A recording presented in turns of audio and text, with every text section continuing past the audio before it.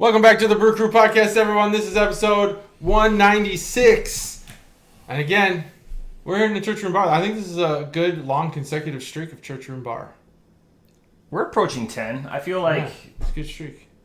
It was a few weeks ago that I was from afar. When I got back from Alaska.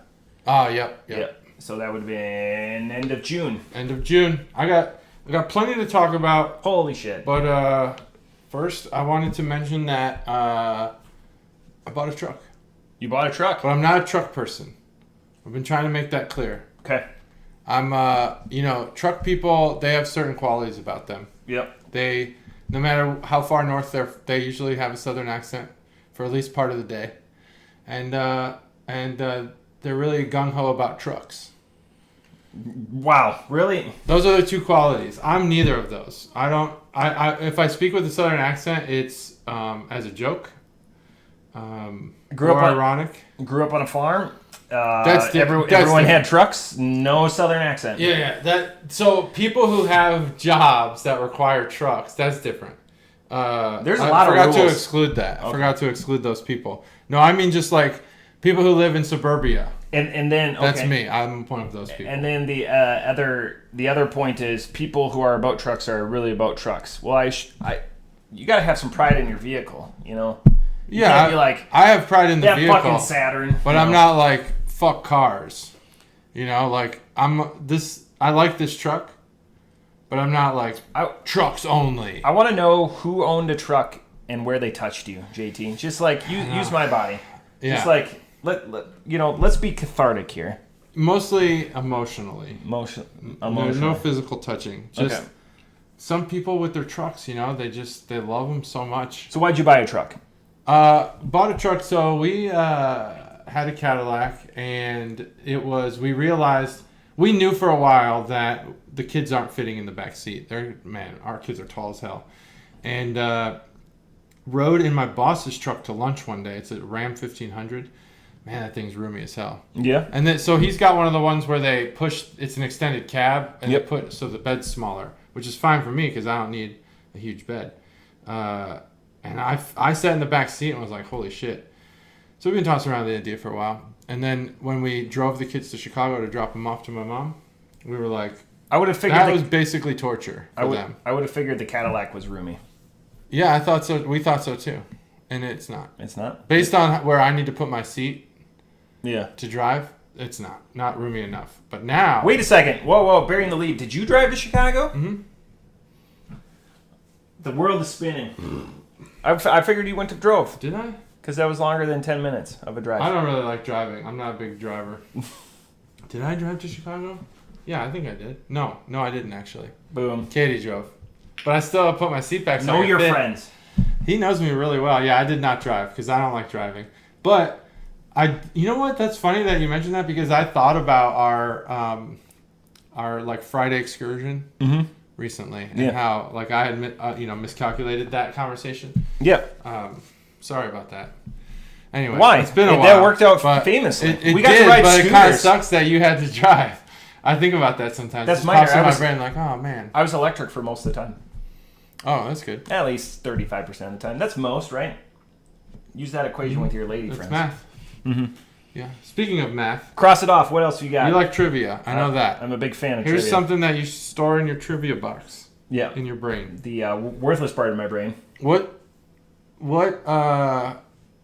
do you have any idea who has the Guinness World Record for most active taps on a day-to-day basis? No. Raleigh Beer Garden in North Carolina. They have over 400 taps. Oh, taps. Always active. I thought you were like taps, like... Oh, like who? Oh, man, that's going to be so loud. Yeah, no, it's going to be great. It wasn't that loud. It won't be that loud. For those listening and not watching, Matt was tapping on the microphone. Yeah. That's what that was. There's not a bird on the top of your car trying to get in. 400 taps. 400 active taps. And they also received, because of that... All those lines cool. They received another Guinness Award, which I don't know how you... I guess you can quantify this, but with all the subcategories, I think it'd be difficult. They got the Guinness World Record for most beer variety. Well, I So sure types, hope so. Types. Yeah, it's not 382 IPA It could taps. be, but is that like the higher level hierarchies where it's IPA, sour, whatever, or is it hazy IPA, West Coast IPA? You think it's like what type of variety you think they go with Guinness World Records? And beer, that's a prestigious for Guinness. No, I think it's without dissecting it too much. I think it is what it is. So it's going to be lager, IPA, whatever, okay. and go. That's kind of what I thought too. The interesting thing, you think about that and just the chill and the mess to keep all of those kegs straight. And for the longest time, myself and my group of friends, we always wanted to go to World of Beers because of the selection. And they have like 500-600 different beers on tap. Have you ever been to a World of Beer? Oh, not available. Oh, so available. Bottle, Yeah, canister, taps, I have not been there. No. Where's that? It's a chain, but it's a very small chain. There's only 10 or 12 locations. Okay. That's but there was one in Minneapolis for a while, and we would go there. And they had middling food or whatever, but their menu was daunting. And sometimes you would like the advent of incorporating your phone or whatever, you'd scroll through your phone to. So that actually brings me to a point that I thought you would really like, as someone who hates flights. So they are really into Untapped at Raleigh. They're certified or whatever, verified vendor on Untapped. They took the Untapped concept. Yep. And they have this thing called an interactive menu, and they actually have a surprise me button. You just press it, and that's the beer you're ordering. 100%. And that's pretty cool. I think that's cool. I'd be DTF. Now, do you get a price cut on it? Is it like I think it's standard. I don't know. That's a good question. I should have looked at the price. I didn't. Because that would Yeah, surprised me with a fucking barrel-aged stout that's $13 versus a Pilsner that's $8. But sometimes you're gonna get shit on. Quick, growing up buying baseball cards or whatever, we would go to our card shop or whatever, and they'd have a surprise. They would have 30 bags or whatever, and you pay $2 or whatever. Some of them were crap, but I remember getting like a Hideo Nomo rookie card that was foil or whatever. It was $15 at the time. It's like 25 cents now, but no way. You get that thing graded, it's worth the time. Yeah. Hideo Nomo still he's collectible. But I was ecstatic when I pulled that card. But yeah, it was just little white bags. But anyways, that mystery stuff, I wish more breweries would have like mystery boxes of beer. Yeah. I love that shit.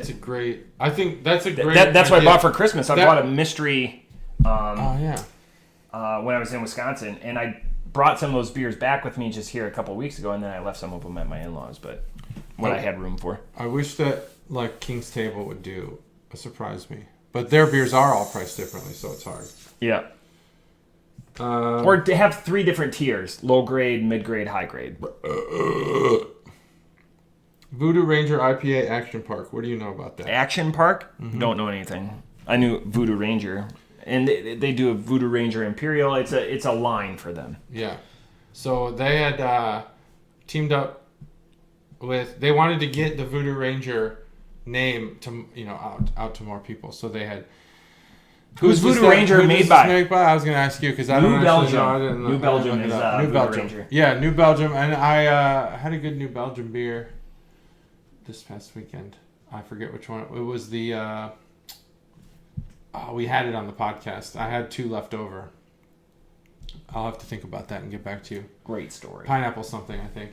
Oh no, it was a sour IPA. Yeah. With marshmallow fluff, and it was fucking awesome. Even and we had it on the podcast? Yeah, we did. So Voodoo Ranger, New Belgium wants to get the name out to more people, and they had come up with this thing called the Voodoo Ranger IPA Action Park, which is a theme park with a bunch of rides and stuff, and they had announced that it was going to be in Napa Valley, California, because they like to troll wine snobs.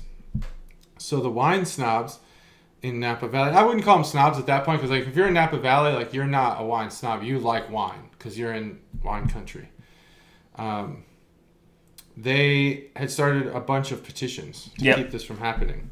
Turns out it was all just a ruse, marketing scheme. But they had come up with a few rides. One, the Chuggalo Choo Choo.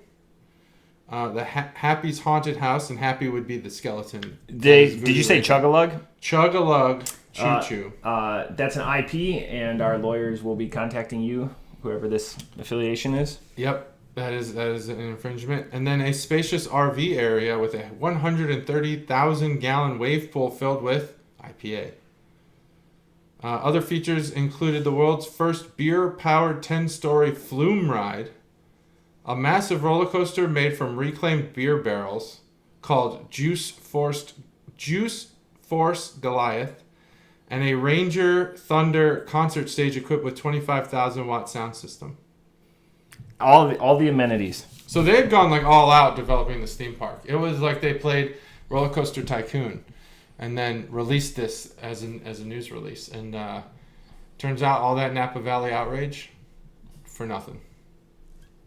Hilarious. So there you go. That's all my news, my beer news. Awesome. I'm gonna start a new segment. So it's always what is old is new again.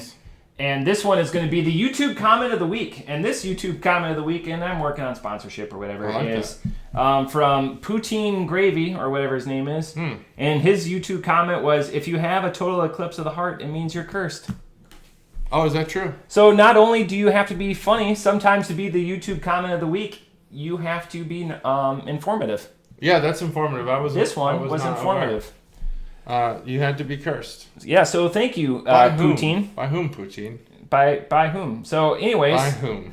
Your name will be put in for a drawing to be done at a later time, with a prize to be determined later. So if you have something funny during the pod, throw it down in the comments below. We'll put your name in for a drawing, and we'll do that drawing somewhere in the future, somewhere in the episode 200s. In the 200s. Not 200s. Not far away. Not far away.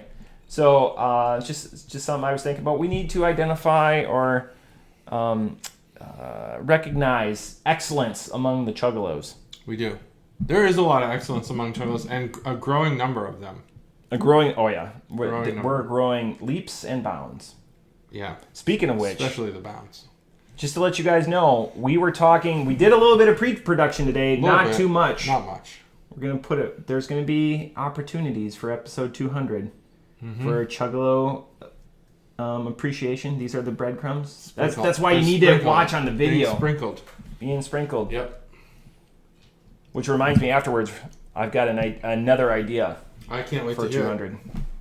Not on camera, though. Not on camera. This first beer, we're going to jump right into the review here. This first beer of the day comes from Chuggalo Mom, and it is actually 2 beers, so we're going to need a glass. I wrote Mama. It's not part of the can art. I wrote that so I remember, because both my mom and sister gave us beer for the pod, so I had to remember who gave what. This is Noon Whistle's No Sleep Till Bardstown. And it actually comes as a 2-pack, but one of them has vanilla and one of them does not have vanilla. So that's why it's a story. So we're gonna have to we might actually have 3 beer reviews today, because I don't want to just do the same beer, but one has vanilla as both of our reviews. So BA Stout. I wonder what that stands for. Barrel aged stout. Barrel aged. Professional, everyone. I am a professional. It doesn't say barrel aged on here until BA Stout, and I'm looking at the can. That's a barrel. Oh, that is a barrel. That's actually a boombox. That is a barrel, but it is a dial. Oh yeah. Analog. All right. Anyway, this is Noon Whistles. That was like the Bardstown. That was like the Sphinx riddle there. What's a BA Stout? I'm gonna pick a number in my head between 1 and 10, and if you're closer, I guess, I don't know how to do this. If you're close to it, we'll do the one without vanilla. If you're close to it. If you're not, I'm between 1 and 10. If you're not close to it, we'll do the one with vanilla first. Okay. So I have a number. Go ahead. 16. Between 1 and 10. 11. All right, you're way closer to my choice of 7, and so we'll do the one with that's vanilla. What I was gonna pick, do honestly. the one with vanilla first. I think that's what I said. If you're close to it, I can't remember. If you're between 1 and 10 and you guess a number, you're close to it. I'm just going to tell you. Oh, I meant, like, if you're farther from it, then you would be... Blapple fucks me up, over too. 5. Over 5. I'm not good at this whole thing. All of it. So let's just go ahead and just pour some of this. This is made specifically for Binny's, it looks like. Yeah, I believe this is a collaboration. Now, they've been doing a lot more collaborations. There's like, my mom sent me a couple from the Binny's email ad, and they were not this one. Chuggalos, as a courtesy, notice when you pour a beer, how you are. If you pour a beer for yourself and then just drop it and expect everyone else to serve themselves, or do you pour a beer for your guests first? Yeah. Now, I'll point out that I'm typically pretty hospitable. I didn't want to pour his beer for him. I know he pours beer for me. I think he's better at it than I am. And I think that there's probably some subtleties to stouts that he knows about that I don't. So I didn't pour this for you. 11. So I'm sorry. 11. But I'm also not, because I purposely didn't pour it for you. Oh! I did. There's a game. What is that? There's a game there? I don't know. Are you doing a game? Is this like Saw? Are you doing a game? Oh, yeah, maybe. Maybe I don't even know if we're playing a game. I gotta write this down. So, yeah, this is Noon Whistle. The Noon Whistle is out of Lombard, Illinois. It's the suburb of Chicago. They also have a place in Naperville. But, like I said before, this was acquired from Binny's. I'm not sure if their collaborations are available on tap at Noon Whistle, but you can go to Noon Whistle and have a time, like with most breweries. Except there was one that doesn't do that anymore, isn't it? We talked about it post-COVID. Someone had shut down their in-house stuff. It wasn't Rev, but it was another one that's downtown, like proper Chicago. Yeah. No, not Rev. They wouldn't do that. Might have been like Northern Indiana. I can't remember. But if I think about it, I'll shout it out randomly. I don't think it was Illuminated. No, it wasn't. If we were more technology focused and incorporated or whatever, like we could make a list out of things like this won't come to me, but at minute 43 I'm gonna scream Panda, and like we could have like a board behind us that crosses it off. Like we could have, if we were like more upwardly integrated, like if we could do that, we could integrate. Once we get bigger and we can hire on Steb full time, like he could be our producer and just chime in. Wouldn't that be awesome? That would be terrific. So we've done Noon Whistle before, and it was Gummy Apocalypse. Oh, remember that dumpster fire of a beer? Mm-hmm. That was a dumpster fire. I was upset. I remember because I thought it would be fruitier because it was gummy or candier, like a candy IPA. It was definitely not. That's similar to a few other IPAs we've had that's similarly named. I remember that beer. Yeah, we were bamboozled by that beer. But that's okay. Like when you're approaching 400 beers, eventually you're going to be bamboozled. It'd be a much different podcast if they were all home runs. What do you think? This might be a better conversation for episode 200. But what do you think's been our biggest bamboozle to date? I'd have to look at the list. That's not fair, though. That's not fair. I know, you're right. Like off the top. When you say bamboozle, you're thinking high hopes. Same as, high hopes based on some name or picture or something. Yeah, and word of mouth. In bed. Like we're not talking Chicago Commons because that was just like a plain can and it was bad. Yeah.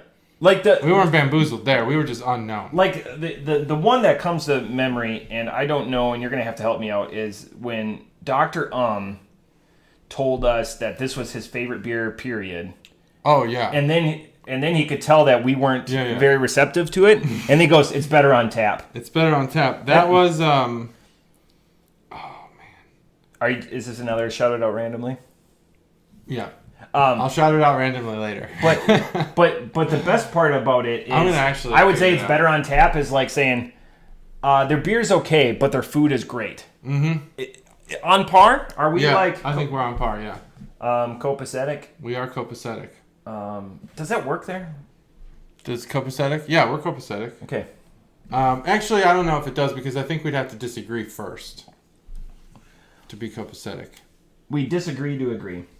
So this is obviously a pint, barrel aged.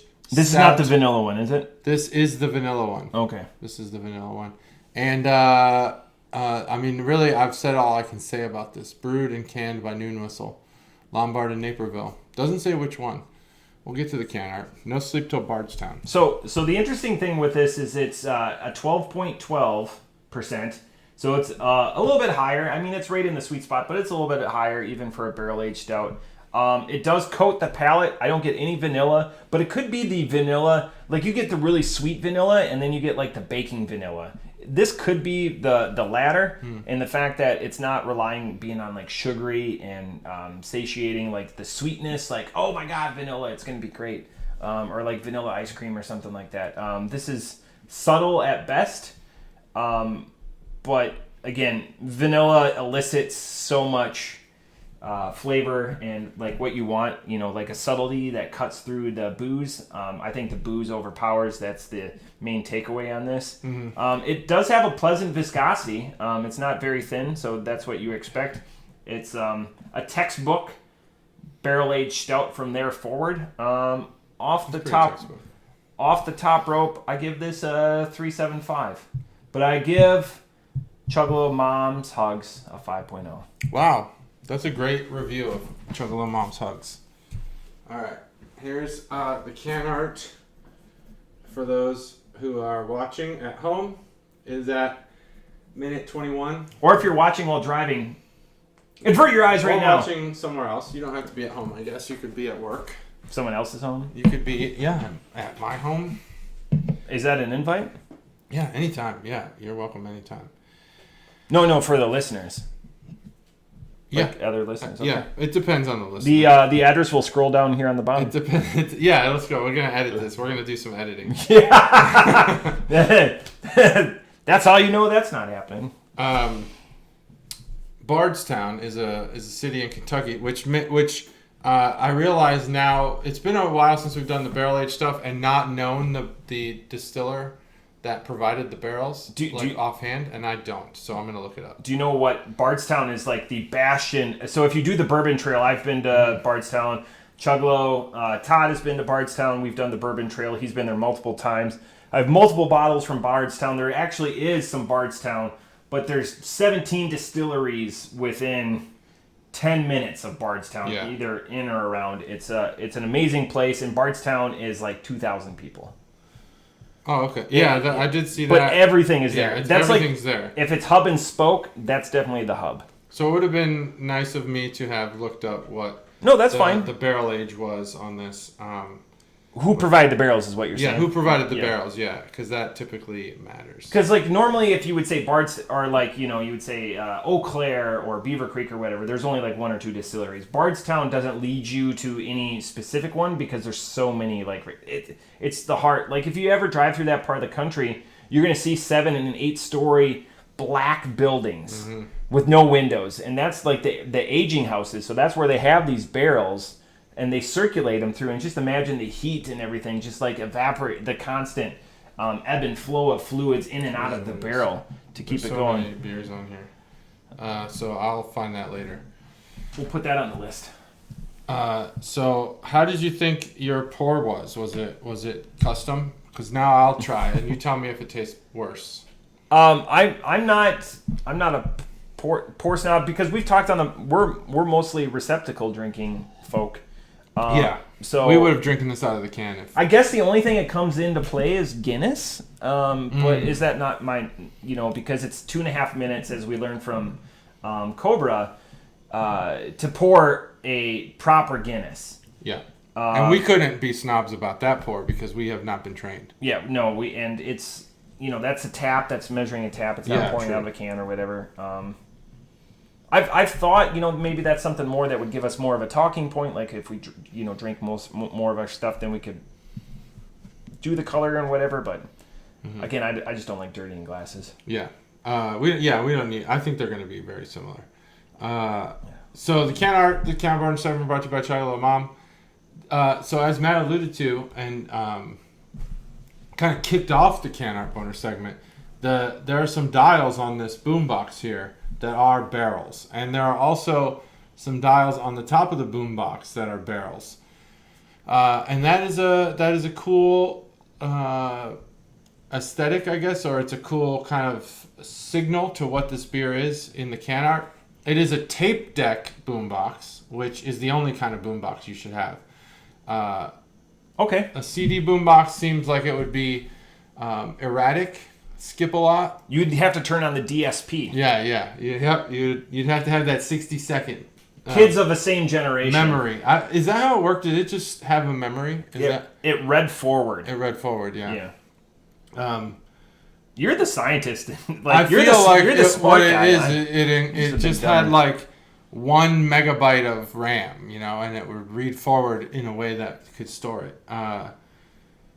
But it never worked. I put on that 60-second skip protection. It never fucking worked. That shit worked phenomenally. Did it? You'd fucking drop. Oh yeah. I mean, if your car just like hit a pebble, my shit was skipping all day. Did you ever? Because I'm a little bit older. Did you ever have the CD player with the tape adapter? Tape adapter. So CD player. I had the tape adapter. CD player. So like a Discman. Mm-hmm. Even though that's like Kleenex or whatever. Yeah. Sony. So with a 3.5 mil to a tape. To a tape that you put in the tape deck. Yep. Yeah, I had that. Yeah. Okay, yeah. But like the sound quality it was bad. Like 32 kilobyte. Like to bring it. It was not FLAC. It was bad. Yeah. And again, so skip protection chewed up your battery. And as skip protection is that what it meant? Was it digital skip protection? Is that DSP? I would have never known until just now. As DSP digital skip protection, I'm guessing digital is the D. But as the skip protection got better, so did the little tiny display that was next to the play button. So it was like, eventually they had these super advanced displays, tell you what track you're on, like all kinds of shit. CDs, they store data, so it would tell you like the artist and album title.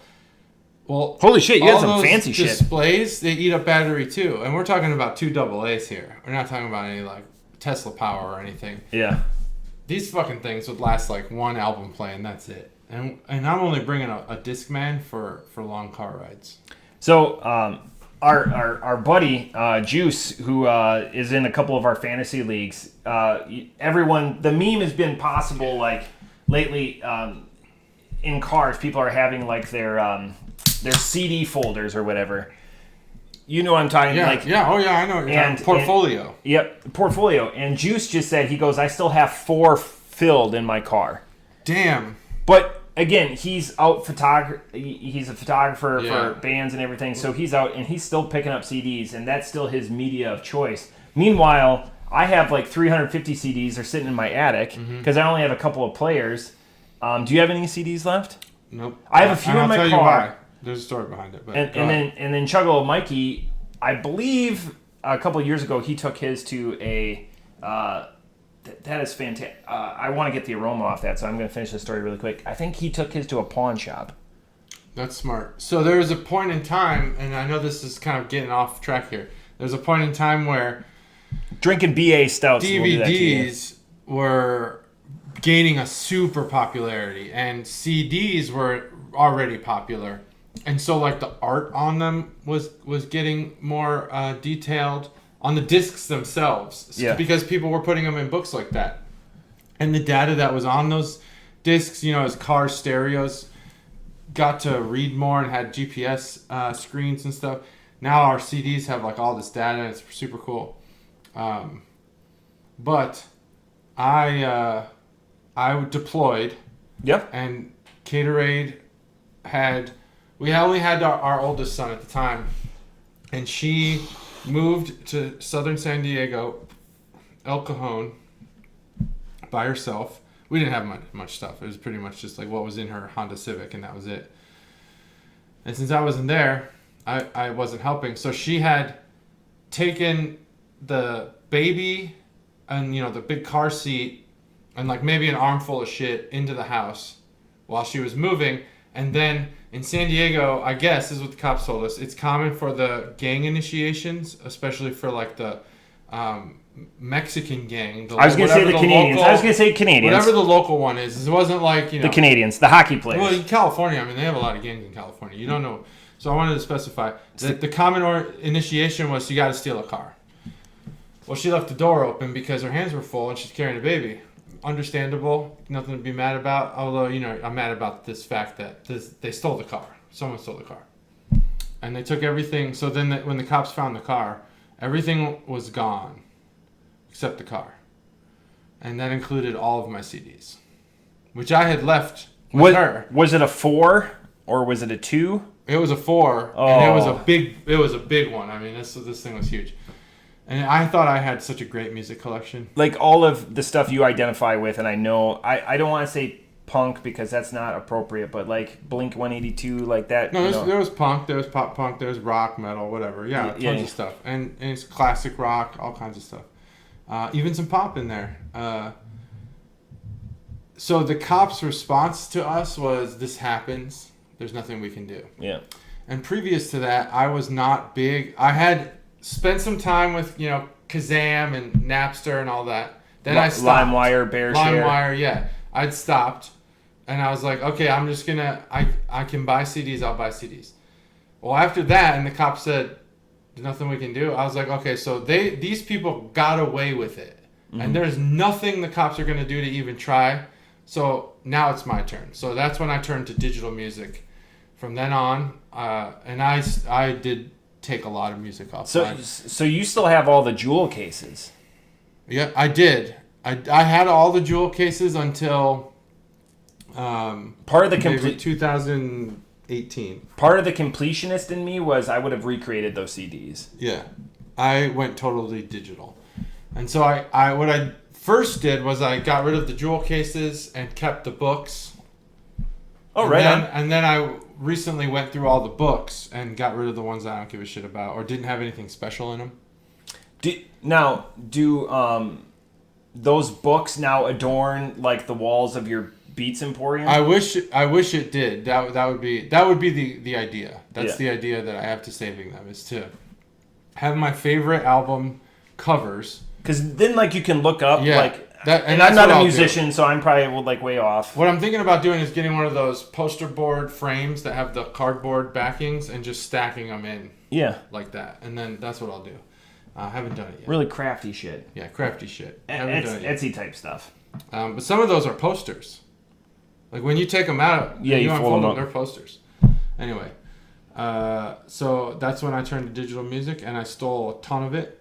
I haven't since because I have a subscription. It's honestly heart-wrenching because I had my Zune stolen when I moved here, and it wasn't so much like I can buy another Zune. It's putting all the music on there. Like it's particular, like the music that I put on there. Yeah. Randy Orton had his iPod Classic, which they no longer make, stolen out of his car. See that's the and Zune they never and then I bought another Zune, and then when I traded in Gracie, my Zune was in the vehicle. I didn't empty that out, so then I lost my second Zune. And then with Randy Orton, I'm gonna guess it's all like Kenny G and like yacht rock. All of Randy Orton's songs were it's a requirement of his that if he's gonna own the music, it has to be a walk-up song for at least one Cubs player.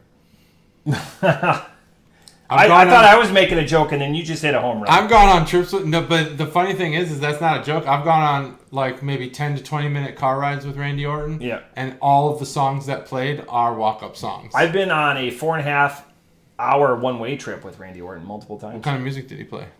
I don't remember. It was actually really good conversation. So it was mostly him talking and me listening. That's how you know it was good. Yeah. Otherwise, if it was mostly me talking, like you guys know from me, it would be terrible. Like it'd be like, just fast forward every 30 seconds. That's why we don't play any ads. That's why we don't play ads. That's exactly that's the reason. Because we don't want to make money. Yeah. Up till episode 100, we're making all this money, and then from 100 to 200, we're like, this is just passion. I think it's coming though. I feel it. Yeah. We've gotten some inquiries from people we've never heard of to come on the podcast. I don't know why they do that. Self-promotion, I guess. I know I caught beef, and we're far enough into the podcast. So for Lisco, after the hot tub, I regaled how successful it is. He's like, it wasn't really that successful. So 2 days ago, I went back and clicked on views for his last 10. And we're 300 views over his other. Damn. But again, he won't give us any credit. You know what, he needs to, because I did talk to Randy Orton and he did watch it. Yeah. So there are people who are Brew Crew consumers who consume that. Yeah. It's unquestionable because there's proof now. We appreciate even the silent part. It's nice that you participate, and I love that. It helps us keep going, and that feedback is amazing. But we know there's silent people out there that watch us, that are voyeurs in a positive way. Positive voyeurs. So thank you. So back to the beer. This can art. So this one that you have now, I wanted to save a little bit of the vanilla so that if you need to go back to it, you can. So there's some in here. Can art. It's a boombox. It created a great conversation. That's the can art bonus segment. The one with vanilla, I'm at a 3.5. I think there's a sweetness to it. I heard you talking about whether or not it was sweet or bitter. I wrote down your mom's hug score, not the. Oh, good. Good. Yeah, you got the wrong score there. Yep. That's all right. You can keep it. I heard you talking about the difference between like the baking, the bitter vanilla, and kind of the more sweet vanilla that you would have in, like a shake or something or ice cream. I don't remember where you landed on what you're tasting, but I'm tasting sweet vanilla. I think that's a redeeming quality of that beer. But there's like a throat punch to this beer, and I'm not sure why. It's actually pretty low, or actually this is a 12.5%, so that's probably what it is, or 12.2%.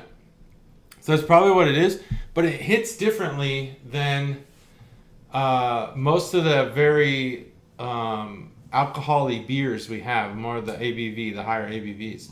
This one just kind of like punches you in the throat and then goes away. And it does leave a good stout flavor. I think that's another redeeming quality. The vanilla, obviously, sweeter. Now I have the... Episode 157 on the Gummy Apocalypse, by the way. Gummy Apocalypse, yeah. Episode 157. That was a good episode, too, by the way. And no matter what number you would have said, I would have said it was a good episode. Because they're all good. I actually think that the non-vanilla is a little better. I'm going to give that 3.75. I'm not sure why it's better. I think that the identity of the non-vanilla is more sure. It's like the identity is more it sticks out. It says, here's what I am, and that's it. I'm a barrel-aged stout. Whereas the vanilla one, it's like you're searching, you kind of find it. It's barely there. But this one without the vanilla, I think, is a little better. 3.75 on that. So 3.5, 3.75. And the only difference in the can art is the coloring and the fact that on the tape deck, on the vanilla one, it says with vanilla. If you can see that. That's it. That's the difference. So do you have a different score with the non-vanilla? This is going to be short and sweet. I can't taste the difference between these beers. You could have put one and the other. He was sweet. I was more the bittering agent on the vanilla, as he kind of alluded to. So I wish we would have did it the other way, because I would penalize it. You still can. I would penalize the other one, even though my score's locked in. I would penalize it for not having that vanilla contexture. I'll penalize this one because it's just not there. Off the top rope, 3.5. All right. So we've completely reversed our scores, and that's why you watch. The throat punch on this one is just, it's hard to do. It's hard to get through. I'm just trying to figure out creatively how to. So without the vanilla, whoa, you were higher. I was higher. I was 3.75. So we're circling the same drain. All right. So Chuggalo Mom had given me a couple beers, and I really had to choose these strategically because of the alcohol content. Most of what she got, bless you, was high. This is the only one that wasn't above a 10. So that's why we're doing it in this order. But this, I'm actually really excited about this beer, and I was hoping to do this on a week where we had maybe like an IPA, because I feel like these stouts are going to totally fuck us up. But we'll find out here in a second. I like how you kept the toppers on them, like for the extra noise. I like when people can hear how it sounds. So this is Around the Bend Blueberry Pancake Breakfast Sour. Fucking A, thank goodness. Blueberry Pancake Breakfast Sour. I feel like we're going to need like a palate cleanser. Thanks for the Blapple, by the way. I wasn't sure how close hold you were holding them, but I really appreciate that. No, they're meant to be enjoyed. Yeah, that's true. So this is also from Chuggalo Mom. And Around the Bend, in my house, now they make a lot of beer, but the one that I remember mostly is the Pistachio Cream Ale. Did you say pistachio? Pistachio. I might have said pistachio.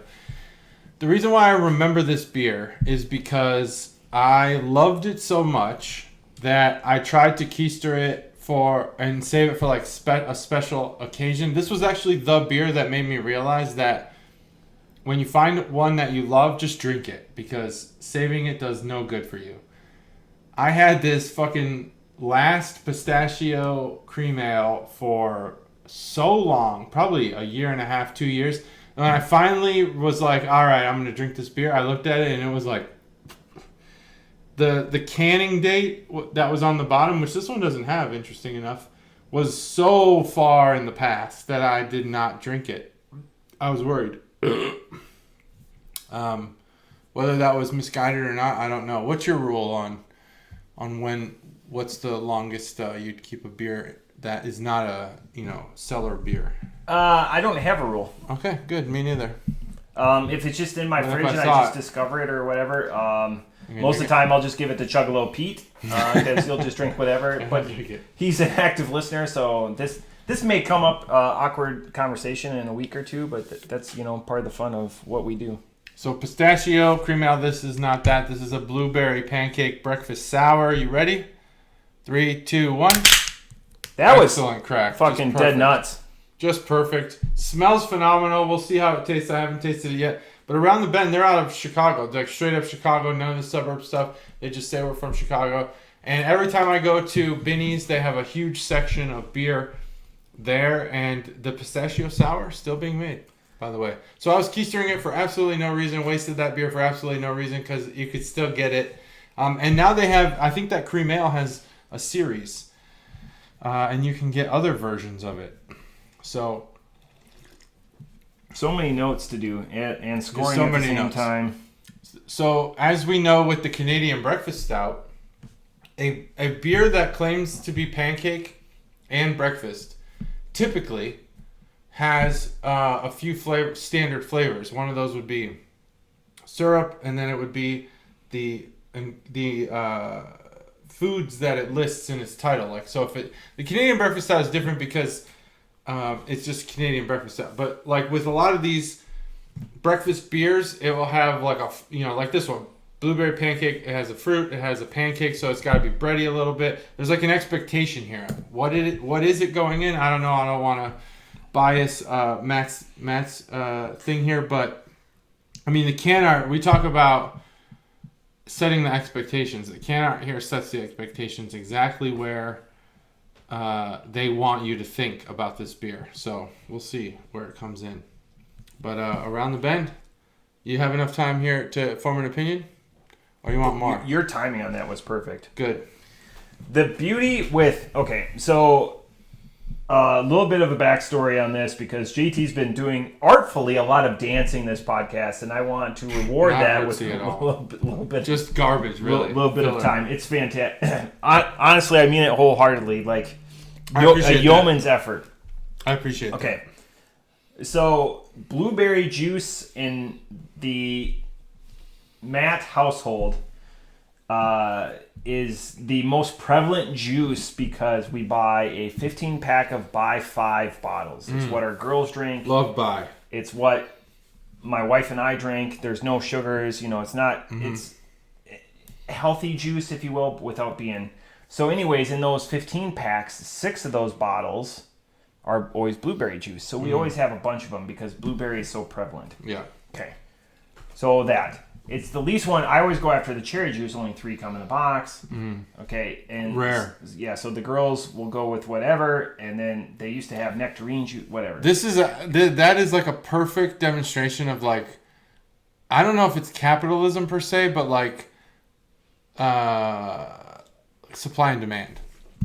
Yeah, sure. Supply and demand. 3 cherries. That's what you go after. The rarity's there. Yeah. I bet you if you had like a market in your house, the economy for the cherries would be much greater than the economy for the blueberry. I was gonna grab the box, but no, it's fine. We always have a couple. But because I like having diagrams or whatever. So anyways, yeah, that's good. Okay. So blueberry is always prevalent in the house, but it's not as sought after because, again, availability. It's always available. Okay.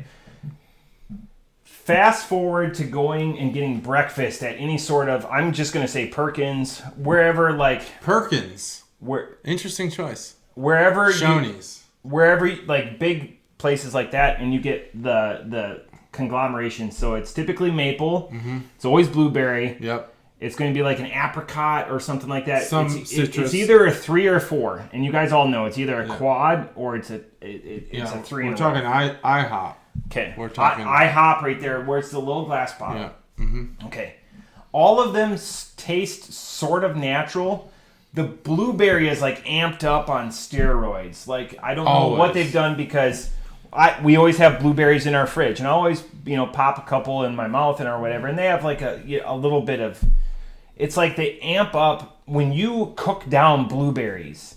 It must just enhance the syrup or the flavor so much that it's what it is, what a blueberry is, but like on steroids. You can't do that with many other fruits. I mean, like cherries, Jubilee or whatever, but there's other things added, but with blueberries.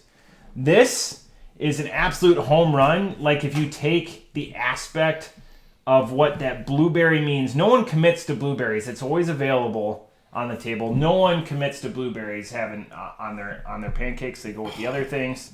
Syrup, blueberry syrup. Yeah, blueberry syrup.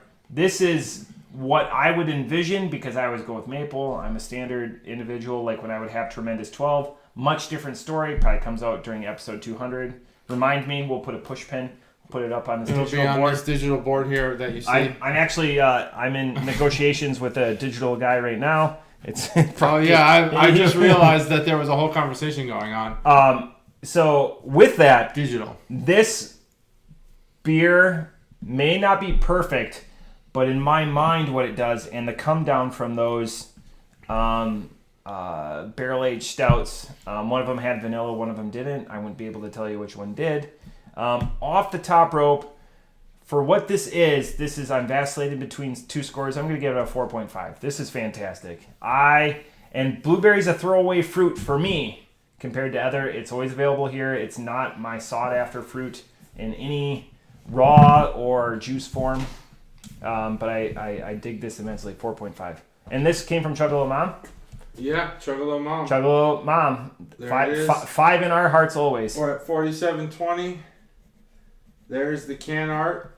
I know I spin it too fast according to all the Wisconsinites. They're like, spin it slower. I don't know if there's some like slow spin fetish that's going on in Wisconsin right now, but I mean, you're brought up. They want me to slow it down. Quick Trip gas stations. Oh, am I? Oh yeah. Do I have like a cardboard cutout? Like, hey. No, not like a glory hole. Look at the can art. They should have a cardboard cutout of me in every gas station, and like the most obscure can art should be right here. No, what it is? It's a cardboard cutout of you pouring your own beer, and then your guest beer just empty and like sad random. That's face. true. Yeah. I mean, it's wrecking me that is brought up, because I feel like you're supposed to be humble about this stuff, but I feel like I'm a generous person. But in this regard, I just wasn't today. But the Blueberry Pancake Breakfast Sour can art bonus segment brought to you by Chuggalo Mom. Thanks, Mom. Here it is. In the forefront, there's a pancake who is what do they call it? Like not an animatronic, but it has been brought to life. It has life. It has Animorphic. legs and anamorphic, and an animated pancake plate of pancakes. It has legs and arms. In one hand, I don't do art. In one hand, well, you could do art. You could. I bet your art would be splendid. We should make our own can art. That'd be a fun experiment. Say like we give each other the same beer name, and then see what kind of can art we come up with. That'd be a fun gimmick. That would be fun. We need like a top-down camera to watch us do it while we. Oh, like live stream split camera, but they don't see us. Yeah, that'd be good. They see. We don't see each other. Right. And then like we roll a die, we have a random timer, so it'd be like a minute and a half. Yeah. And whoever has the best one. I like this idea. That's a good idea. But you would need It's cameras, like art, and I don't want to see yours. Like art minute with the Brew Crew. Yeah. So in one hand, he's got a stack of blueberries. In the other hand, a clearly craft. I don't know if craft's the right word because the trees make the maple. It's more of like a Sorry, Stacy. private stock maple syrup bottle. More of like a glass flask. Maple syrup, oftentimes, when you're making like kitschy or craft maple syrup, it'll come in like the resealable rubber. Everyone likes those bottles. Like Grolsch bottles come that way, where they have like the steel resealer and the rubber down. You know what I'm talking about. Rubber down. So like a plunge? Yep. So it's a plunge, but it's a steel or a metal plunger that you can reseal it each time. Oh, yeah, sure. Like an old-fashioned... Yeah, old-fashioned maple stuff. Grolsch bottles. Yeah, Everyone from Wisconsin is going to know what a Grolsch bottle is. Do you know what the maple is at the store that's like $40? Yeah, it's probably pure maple syrup. Probably. There's a reason why Chuggalo Mikey's uncle, Chuggalo Uncle Mikey, charges Chuggalo Uncle Mikey $20 a pint for his maple syrup. It's the best. I love There's that. it's not cut. Most maple syrup, Aunt Jemima or whatever, Mrs. Butterworth, whatever. It's cut with butter and fucking water. Sugar and water, yeah. All right.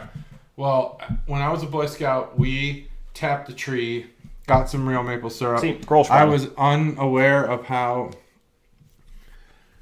Okay. Yeah. Like Resealable. what's that beer that has that? Grolsch. Grolsch? Yeah. Never heard of it. 51 minutes, everyone. Grolsch bottles. Everyone knows what Grolsch bottles are. Yeah, they know what Grolsch bottles are. I What's googled the it beer, first though? image that came up. It's not Stella, but it's like something like that. Stella has foil. Don't do foil. Yeah, that's just another barrier. Modelo has foil. I don't like that either. It's like condoms. I do like Modelo beer. Modelo. I feel like Modelo. I'm saying it wrong. So Modelo. When we did the blind taste testing, remember Modelo was the one that was dank. Like they have foil. I like that beer. Tastes like something. Chewy's. If you go to Chewy's, there's only two things you should ever get at Chewy's. It's a chain. Yeah. You should get the chips because they're fucking awesome, and the beer. The Modelo. I need to see your glasses for a second. I'm not going to do anything. They're dirty, right? Yeah, just give them to me. Here. I'll clean them. Yeah. No, you continue. I'll clean them. I have cleaner. Giant fingerprint. Thanks, man. I'm busy. You know, sometimes I touch my face and I touch my glasses and I just move on with my life. The reflection was this giant fingerprint. Like, if JT was going to be murdered... it was a reflection? That's funny. Yeah, if JT was going to be murdered on the way home, they would have saw, like, this half a thumbprint. It would have been mine. I would have been guilty. Yeah, autoerotic asphyxiation. So there's this live plate of pancakes, which Animorphic to me plate of sounds funny. And then there's what I believe to be the L train in the background. It has to be, because why would you put anything other than the Chicago train system in the background? What line is it though? Let me see if I can see it.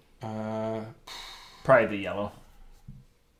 Drink beer. There's a clock tower. I mean, and there's a water tower. Shit, I don't know. I would say it's probably the red line, because the red line runs both south and north of the city and through the city, whereas there's other lines that run specifically. I'm just gonna call it the red line because that one seems right. But you can get to Wrigley and Sox Park from the red line. So the name of the brewery is Around the Bend, right? Around the Bend. And the yellow line has the biggest bend. The yellow line has the biggest bend. Yeah. How do you know that? I'm just making shit up, but I tried to sound confident. I don't think there is a yellow line. There might be. Damn it. I'm pretty sure there's a yellow line. Man, that's such a good... This is a good topic. We should look it up because I claim to be 60% confident. Chicagoan, and if I can't answer these questions, people are going to call me 60% out. confident. They're on Ashland Avenue. I mean, they're like legit downtown. My grandparents... my mom's parents, Chuggalo Mom's parents, lived on Probably great huggers. Addison. Yep. Addison can get you to Ashland. which is the cross section of Ashland and Clark, I believe, is home plate of Wrigley Field. I feel like Ashland and Addison. No, Addison. I feel like when we went up there for your graduation with your masters, Clark. that we walked across all of these. Clark and Addison. Sorry, I was mixing them up. That's home plate. We walked up and down all of these streets. Or is that the red sign? When we were looking for we walked around all these streets. Parking space. When we sold that ticket. Is that what we were trying to do? We were on Clark Street. Were we trying to sell the ticket? I know we were just walking around aimlessly. Not aimlessly. In the hopes when I'm walking around Wrigley, it's never aimlessly. I know exactly where I am and where I'm going. Yeah, it didn't feel like that. Like, I feel like that's the difference between the Brewers and the Cubs. Like, the Brewers, you tailgate, like, parking lot, and everyone migrates as a unit or as, like, a few units to the field. Whereas Wrigley, there's things around. You pray to fucking if you know Jesus. where you're at, you know where you're at. And I knew where we were. We were on Clark Street, and it just so happened that a man who had we walked 17 different ways. He had a box truck, and he was selling T-shirts out of it. And he bought their ticket. And that did scare me slightly. But I did not give that away to you guys because I didn't want you to be scared. This was Cubs Cardinals. Anyone's going to buy these tickets. These are the hottest tickets in town. Cubs Cardinals. I mean, you can't get... It was the hottest shit I've taken in my life because it was in a porta potty next to someone's garage. No one told you had to take a shit in that porta potty. You could have taken a shit in Wrigley Field. No. No? I couldn't take a grumpy there. It didn't. I get like a 5-minute warning. Oh really? Oh yeah. Man, I get a long runway. I know that I'm about to shit for a while, unless it's like. Nope. Okay, so the wife and I went to Pine Club last week. Yep. And terrible decision. No way. How's that a terrible decision? You know Paragon's better. Yeah, no, I've heard that, but actually the prime rib at Pine Club is fucking good. Yeah. Have you been to Paragon? No, I'm going. Exactly. We're going. It's on the list. Now, Chuggalos Phil has been there, and he's got notes. You and him should talk. Oh, great. He thinks that the ribeye at Pine Club is better. He's been there a few times, and Paragon a few times, and he says the prime rib at Paragon's better. You just said that the ribeye. The ribeye at Pine Club is better than Paragon's, and he's had both, and the prime rib. Blah blah blah. Anyway. We went to Pine Club on, I want to say Wednesday, and so randomly Thursday I had little notice and I had to go. But other than that, I usually have a pretty long runway. Yeah. So you couldn't go at Wrigley. You had to go in the hot porta potty. But no, I probably. How many parking lots have you been in where there's been porta potties for you to use? And this wasn't even a parking lot. This was a guy's garage. Every parking lot I've been in. Every parking lot you've ever been in has porta potties? Yeah. Holy shit. That's incredible. It is incredible. I feel like I've derailed your... Sorry. No, I mean, it blows my mind that every parking lot you've ever been in has porta potties. Well, not like at work? Yeah, no, that's... Well, then that nullifies your entire The optometrist 13 years ago didn't have Yeah, them. right. Like, does your dentist have porta potties in the parking lot? Woo! So this... I don't know why this guy reminds me of the guy who owns Warped Wing. He looks just like him. Well, there's a couple guys, but this guy, well, the owner, the person on the website that's in the About Us, him and his wife cashed in their 401k, started around the bend. And what's the bend? That's what I'm wondering. Is it like the river, somewhere around the river? I don't know. But they're downtown. I mean, they're hardcore downtown. And this beer, that's the Can Runner segment. I mean, there's nothing else I can say about it. This, where do you think this L track goes into? It goes into the ground. I'm not from Cobra Chicago. And I went to a game after the master's degree one, which you were at and Cobra wasn't. Then I went with Cobra and not you, and we peed on the platform of an L train because we had to go so bad. Yeah, that's that's just disgusting. It was actually 35th Street, so no one cared because 35th Street is dirty as fuck. That's where you get off to go to the White Sox game. Yeah, it's just, We had discussed possibly hitting... There was a White Sox game that night. Yeah. And this was the... I do want to point this out because it's important. This was the Cubs game that we had went to was Kyle Hendricks' 85-pitch complete game. So it was over like so fast. Yeah. And we had gotten to 35th Street on the red line, and we thought maybe we should just go to the White Sox game. But I was way too far gone. What? That doesn't sound like me, right? all the bread. So this is that's the can art bonus segment. Great can art. I love imagining a cartoon with this pancake person. Pancake person.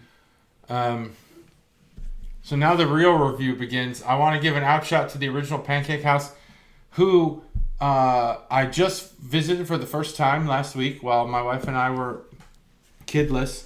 We went. I had the Hawaiian pancakes. You went to IHOP? No. Oh. Original House of Pancakes. OH. Yeah. Mm-hmm. Have you been there? Yes, in Minnesota.